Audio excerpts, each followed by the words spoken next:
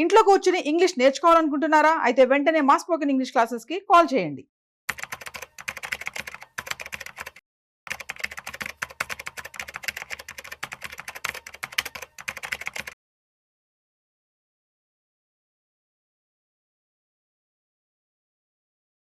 Welcome to Vishnu talks. నేను మీ విష్ణు. ప్రస్తుతం నాతో పాటు ఎన్ఐఎస్ వంటి CRISIL certified wealth manager Revanth Chalmala ఉన్నారు. వారితో మాట్లాడదాం. నమస్తే రేవంత్. నమస్తే అండి.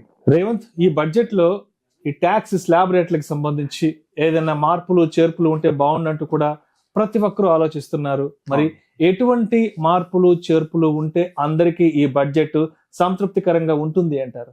సో మనకి 2025 బడ్జెట్ అంతా కూడా ఇన్కమ్ ట్యాక్స్ ల్యాబ్స్ చుట్టూతోనే తిరుగుతోంది. సో మనం ఏ మీడియా ఛానల్ ఓపెన్ చేసినా, బిజినెస్ ఛానల్ ఓపెన్ చేసినా కానీ ట్యాక్స్ రేట్ కట్స్ గురించి మాత్రమే డిస్కషన్ జరుగుతుంది. సో దానికి గల ప్రధాన కారణం మనకి ఇండియాలో కన్జంప్షన్ అనేది కొంచెం వీకెన్ అవ్వడంతో మనకి మార్కెట్లో లిక్విడిటీ పెంచేయడం కోసం చెప్పి మనకి ఏ ప్రభుత్వమైనా ప్రయత్నం చేస్తుంది. ఎప్పుడైతే లిక్విడిటీ తగ్గుతుందో అటు మనకి మానిటరీ పాలసీ అవ్వచ్చు, లేకపోతే ఇటువంటి బడ్జెట్స్ ద్వారా అయి ఉండొచ్చు, మనకు కొంతవరకు లిక్విడిటీని ఇన్ఫ్యూజ్ చేసే ప్రయత్నం చేస్తాయి ప్రభుత్వాలు.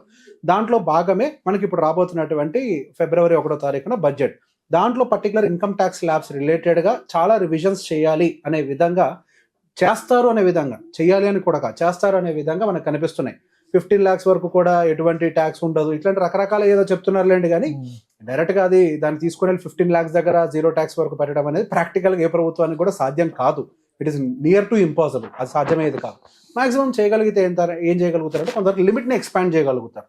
1 లక్ష 2 లక్షల మందము స్లాబ్స్ని ఎక్స్టెండ్ చేస్తూ పోతారు. అండ్ దాంతోపాటుగా ఒక న్యూ ట్యాక్స్ స్లాబ్ని కూడా ఇంట్రడ్యూస్ చేయొచ్చు. 25% అనే ట్యాక్స్ స్లాబ్ లేదు, సో దాన్ని కూడా ఇంట్రడ్యూస్ చేయొచ్చు అనే ఒక పాయింట్ కూడా రేజ్ అవుతుంది. సో ఇంకొక స్లాబ్ యాడ్ అవుతుంది. ఇప్పుడు వరకు 5, 10, 15, 20, 30 ఇట్లు ఉన్నాయి. ఇన్ బిట్వీన్ 25 అనేది మిస్ అయింది. సో మనకి ఇంకొక ట్యాక్స్ స్లాబ్ అనేది యాడ్ అవ్వడానికి కూడా చాలా ఎక్కువ అవకాశాలు అనేవి కనిపిస్తున్నాయి. సో బేసిక్గా మనకి ఇప్పుడు ఏదైతే న్యూ ట్యాక్స్ ప్రకారం మనకి 7 lakhs వరకు, 7 lakhs బిలో ఉన్న వాళ్ళకి 0 taxation అంటున్నారు. మేబీ అబవ్ ఉన్న వాళ్ళకి అగైన్ 5%, 10% స్లాబ్స్ అనేది స్టార్ట్ అవుతుంటాయి. కానీ అప్ టు 7 lakhs వరకు అయితే 0 tax అని చెప్పేసి అంటున్నారు. సో ప్రాక్టికల్గా మనకు ఆ లిమిట్ సరిపోతుందా లేదా అనేది ఇక్కడ పాయింట్.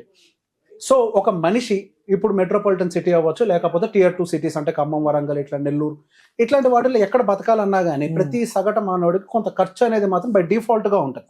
సో ట్యాక్స్ అనేది ఎప్పుడు కట్టాలి? ఒక మనిషి బతకడానికి కావాల్సిన డబ్బుల్ని దాటి దాని పైన ఏదైతే మిగులుతుందో దాని మీద ట్యాక్స్ కట్టడం అని అంటే అప్పుడు డెఫినెట్గా ఏ సామాన్యుడికి కూడా కొంతవరకు నొప్పి అనిపించకపోవచ్చు. సో బేసిక్గా ఆ నొప్పి అనిపించని లిమిట్ ఏంటి అంటే థ్రెషోల్డ్ లిమిట్ ఏంటి? సో దాని గురించి ఇప్పుడు నేను డిఫరెంట్ ఏరియాస్ నుంచి, డిఫరెంట్ ప్లేసెస్ నుంచి రకరకాల మనుషుల్ని కలుస్తూ ఉంటాను కాబట్టి నాకు ఒక అవగాహన వచ్చింది. ఒక మనిషికి యావరేజ్గా ఖర్చు 70,000 రూపాయలు చాలా కామన్గా వస్తుంది. సో సింపుల్, 20,000 రూపాయలు రెంట్ ఉంటుంది. ఎడ్యుకేషన్ కోసం నెలకు 15,000, 2 పిల్లలు ఉన్నారంటే 7,500,000, లక్ష మినిమం ఉంది కదా. సో ఎటొద్దన నెలకు 15,000 ఎడ్యుకేషన్ ఫీజులు పోతున్నాయి. గ్రాసరీస్ కోసం 15,000 పోతున్నాయి. పైన internet bill, mobile bill, petrol కాస్టులు, ఇతరత్ర చిన్న చితక ఖర్చులు 10,000 మందం పోతున్నాయి.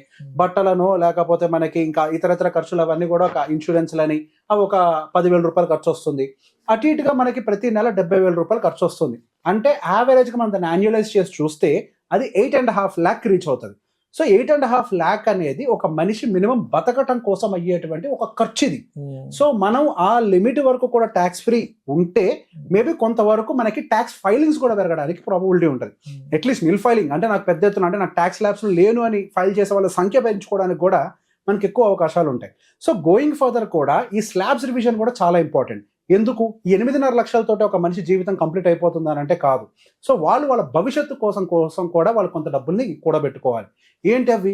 డెఫినెట్గా పిల్లల యొక్క భవిష్యత్తు అయి ఉండొచ్చు, వాళ్ళు రిటైర్మెంట్ అవ్వచ్చు, ఇల్లు కట్టుకోవటం అవ్వచ్చు, ఇట్లా రకరకాల ఆశయాలు ప్రతి సామాన్యుడి జీవితంలో ఉంటాయి. ఎంతో కొంత ఆస్తిని నేను సంపాదించాలి, మా పిల్లల భవిష్యత్తు కోసం నేను దాన్ని ట్రాన్స్ఫర్ చేయాలి. సో ఇదంతా కూడా సాధ్యం అవ్వాలి అని అంటే డెఫినెట్గా ట్యాక్స్ కాంపోనెంట్ ఆ దేశంలో కొంత కన్వీనియంట్ తోటి ఉండాలి. సో 8.5 lakhs వరకు కూడా మనకు ఒక రంగా నిల్ ట్యాక్స్ ల్యాబ్ని పెట్టుకొని మేబీ 8.5 to 10 lakhs ఒక 5% మార్జినల్ ట్యాక్స్, అండ్ ఆ తర్వాత 10 to 12.5 lakhs వరకు ఒక 10%, 12.5 to 15 and goes on. So basic అట్లా మనకు ఒక 5 up to 20 lakhs వరకు కూడా మనము హై ట్యాక్స్ ల్యాబ్లోకి ఎంటర్ కాకపోతే కొంతవరకు నా దృష్టిలో బెటర్గా ఉంటుంది. ఇప్పుడు 15 lakhs దాదాపు మన హై ట్యాక్స్ ల్యాబ్స్లోకి వెళ్ళిపోతాం. That is too much. 15 lakhs తోటి మనం ఏం సాధించగలుగుతామంటే సంవత్సరం వచ్చేటువంటి డబ్బుల్లో 15 లక్షలతోటి మనం మన జీవిత అవసరాలను తీరిపోతాయా?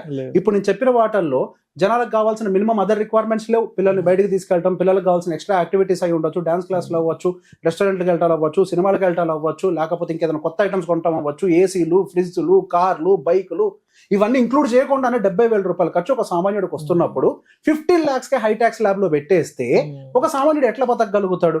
మళ్ళీ వాళ్ళు పెట్టేటువంటి ఖర్చులో మళ్ళీ దాని మీద ఒక 18% మనకి ఇండైరెక్ట్ ట్యాక్స్ అనేది కలెక్ట్ చేస్తున్నారు, ఇంకోవైపు 30% కలెక్ట్ చేస్తున్నారు.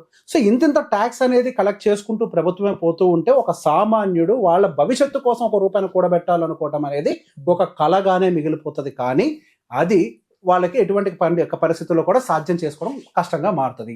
అండ్ మనకు కొన్ని ట్యాక్స్ ఎగ్జామ్షన్స్ కూడా పెట్టారు కదా ఓల్డ్ ట్యాక్స్ లో కూడా. అదేంటి ఏటీసీలో అయితే 1.5 lakh అని అంటారు. సో 1.5 lakh ఏ విధంగా సరిపోతుందో నాకు ఇప్పటికీ కూడా అర్థం కాదు. అందులోనే టర్మ్ ఇన్సూరెన్స్ అంటారు, అందులోనే హోమ్ లోన్కి రిలేటెడ్ అని అంటారు, అందులోనే పెన్షన్ ఫండ్స్ అని అంటారు, అందులోనే ఇంకా ఈపీఎఫ్ అంటారు, ఎన్పిఎస్ అంటారు, అదంటారు ఇదంటారు, అన్ని ఒక దాంట్లో కుదించి 1,50,000 పెడితే సంవత్సరానికి 1,50,000 సేవ్ చేసుకుంటూ పోతే నిజంగా రిటైర్మెంట్ కార్పస్ ఏర్పడుతుందా? ఇది కదా పెద్ద ప్రశ్న. ఇప్పుడు ఒక మనిషి బతకడానికి నిజంగా ఫ్యూచర్లో ఇప్పుడు ప్రభుత్వం ఏమీ రిటైర్మెంట్కి ఎటువంటి భరోసా అనేది ఇవ్వట్లేదు. కానీ ఒక వ్యక్తి వాడి రిటైర్మెంట్ కోసం ఏర్పాటు చేసుకున్నటువంటి ఫండ్నైనా కానీ ట్యాక్స్ ఫ్రీ చేసి ఉండాలి. దాని లిమిట్ అనేది చాలా తక్కువగా పెట్టారు. సో కనీసం దాని ఒక 3 లక్షల వరకు అన్నా కానీ ఎక్స్టెండ్ చేయగలిగితే అప్పుడు జనాలు సేవింగ్స్ మీద మరింత ఇంట్రెస్ట్ చూపిస్తారు. సో ఇక్కడ మనం ఇన్వెస్ట్ చేస్తే సో వాళ్ళు ట్యాక్స్ ఎగ్గొట్టడం కోసం పెట్టుబడి పెట్టచ్చేమో కాక, కానీ ఇండైరెక్ట్లీ వాళ్ళ భవిష్యత్తునే కాపాడిన వాళ్ళు అవుతారు వాళ్ళు. అండ్ అదే విధంగా మనకి ఏటీడీ అనేది ఒకటి ఉంది, హెల్త్ ఇన్సూరెన్స్ రిలేటెడ్ 25,000 లిమిట్ అనేది పెట్టారు. 25,000 రూపీస్ లిమిట్ లో ఏమొస్తుంది అంటే గట్టి 10 లక్షల రూపాయల హెల్త్ ఇన్సూరెన్స్ వస్తుంది. నిజంగా ఈ రోజు హాస్పిటల్లో జాయిన్ అయితే 10 లక్షల్లో బయటికి రాగలుగుతామా? సీరియస్ అయితే 25-30 లక్షలు ఆస్తులు అమ్ముకోవాలి కాదండి, ఆస్తులు అమ్ముకున్నది. సో మీరు హెల్త్ క్వాలిటీతో ప్రొవైడ్ చేయలేనప్పుడు ఏం చేయాలి? హెల్త్ ఇన్సూరెన్స్ ఎగ్జంప్షన్ లిమిట్ అనేది పెంచుండాలి అట్లీస్ట్. ఎక్కడికి?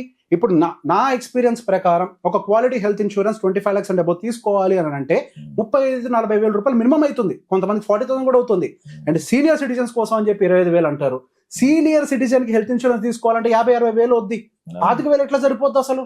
సో ఈ ఎగ్జామ్షన్ లిమిట్స్ ఏవైతే పెట్టారో తూతూ మంత్రం అని చెప్పి అక్షంతలు వేసారు తప్పించి నిజంగా మార్కెట్ రేట్లతో మీట్ అవుతున్నాయనంటే లేదు. సో ఖచ్చితంగా ఇప్పుడున్నటువంటి 80D సెక్షన్ ఏదైతే ఉందో అట్లీస్ట్ వితౌట్ అంటే ఆ పేరెంట్స్ని ఇంక్లూడ్ చేయకుండా నార్మల్ పీపుల్కే 40,000 వరకు అనే లిమిట్ని ఎక్స్పాండ్ చేస్తే వాళ్ళు హై ప్రీమియం అంటే ఎక్కువ లిమిట్ ఉండేటువంటి సమ్ ఇన్సూరెన్స్ తీసుకోవడానికి ప్రాపబిలిటీ అనేది దొరుకుతుంది. అండ్ దాంతోపాటుగా పేరెంట్స్ని యాడ్ చేస్తే ఆ లిమిట్ ఇంకొంచెం ఎన్హాన్స్ అయితే ఇంకొంచెం బెటర్గా ఉంటుంది. అండ్ ఏటీఈ ఎడ్యుకేషన్ లోన్కి సంబంధించి ఏదో 50,000 అంత లిమిట్ ఇచ్చారు. 50,000 10,000 అటువంటి మెంబర్ 50 అనుకుందాం. ఇది ఒక అద్భుతమైన ప్లాన్. ఇది ఎందుకు పెట్టారో కూడా దేవుడికి తెలియదు. లోన్ తీసుకుంటే దాని మీద ఇస్తారనంట. లోన్ తీసుకుంటే నువ్వు ఇచ్చేది ఏంటయ్యా? పిల్లల భవిష్యత్తు కోసం. ఇప్పుడు యూఎస్ లో మనకి 529 ప్లాన్ అని చెప్పి ఇంతకుముందు ఒక వీడియోలో డిస్కస్ చేసాం. పిల్లల భవిష్యత్తు కోసమే మనం హైయర్ ఎడ్యుకేషన్ కోసం కొంత కార్పస్ ని డిపాజిట్ చేసుకుంటూ వెళ్లే అవకాశాలు ఉన్నాయి అని. సో అప్పుడు రిడిమ్షన్ అప్పుడు ఏదైతే ఉంటుందో పిల్లల ఎడ్యుకేషన్ కోసం వాడితే గనక ట్యాక్స్ అనేది చాలా తక్కువగా లోవర్ స్లాబ్ లో ఉంటుంది. సో ఇవన్నీ మనకి మంచి అడ్వాంటేజెస్ ఉన్నాయి అని. సో బేసిక్ గా అటువంటి ఒక స్కీమ్ ని ఈక్విటీ లింక్డ్ స్కీమ్ ని ఒకటి ఇంట్రడ్యూస్ చేసి ఇప్పుడు పిల్లల చదువులు భవిష్యత్తులో ఎంత కాస్ట్ తోటి పెరుగుతాయి? దాదాపుగా 12-13% స్పీడ్ తోటి వెళ్తున్నాయి. కాబట్టి మీరు కనీసం దానికి కూడా 1,00,000 లిమిట్ ఇచ్చి ఉండాలి. మీరు ఓకే లోన్ కూడా ఇంక్లూడ్ చేయండి. దాంతో పాటుగా ఒక children education savings fund introduce చేసి దాన్ని ఇంక్లూడ్ చేసి ఉంటే which can deliver good returns. Sukanya Samriddhi Yojana ఒకటి కాదు.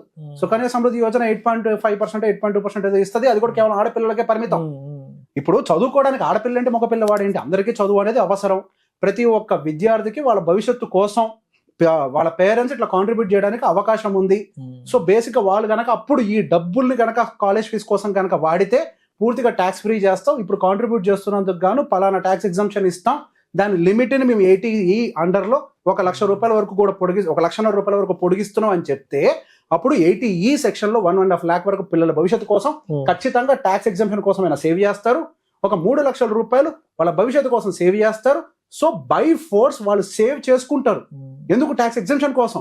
ఇక సేవింగ్ అంటూ జరిగితే భవిష్యత్తులో కష్టాలేవి. సో గవర్నమెంటే దాన్ని ప్లాన్ చేయాలి, బై ఫోర్స్ చేపించగలగాలి. తూతూ మంత్రంగా చేస్తే దానివల్ల ఏ ఫలితాలు రావు. Right. Thank you so much Revanth. Thank you అండి.